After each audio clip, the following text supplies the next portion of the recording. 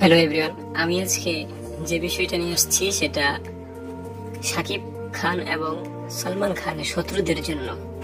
কারণ এরা দুইজন দুই বাংলার স্টার, বড় স্টার। সালমান খান এবং মেগা স্টার শাকিব খান দুই বাংলার বড় স্টার। আমি দুজনেরই ভক্ত। তবে আজকে তাদেরকে বাস দিতে আসছি যে সালমান খান আর শাকিব খান তিনি এত বড় যে একজন নায়ক, এটা কিছু কিছু মানুষের সহ্য হয় না। তাদের মুভির নাম শুনলেই তাদের মাথা ঘোরায়, তাদের দেখলেই তাদের মাথা কেমন জানি হয়ে যায়। আসলে একটা জিনিস লক্ষ্য করলাম যে মুসলিম নায়কদের শত্রু বেশি আর হিন্দু নায়ক শাহরুখ, তারপরে জিদ্দেব, এদের কথা বলছি। আসলে আমি ওই টপিকটা নিচ্ছি না, কিন্তু এরা মুসলমান হওয়াটা কি এদের দোষ হয়ে গেছে?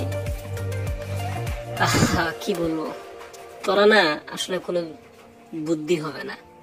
দুই স্টার, তোদের সফলতা আটকে কেন? তোদের এত জ্বলে কেন? তোরা করে দেখা না। শাহরুখ আর সালমান এবং সাকিব যা করিয়ে দেখাচ্ছে, তোরা করে দেখা না, পিছিয়ে লাগিস কে? তো আজকের ভিডিও এ পর্যন্তই, ধন্যবাদ।